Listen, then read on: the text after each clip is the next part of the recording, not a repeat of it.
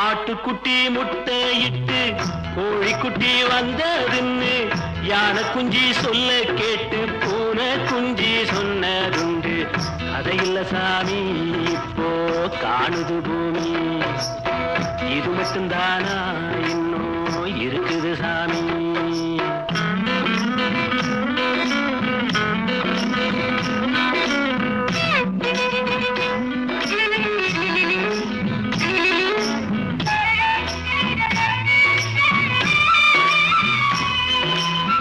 கூத்து மேல ராசாவுக்கு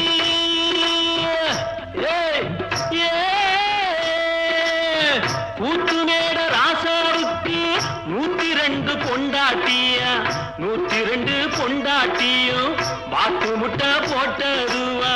பட்டத்து ராணி அதுல 18 பேரு, 18 பேருக்கும்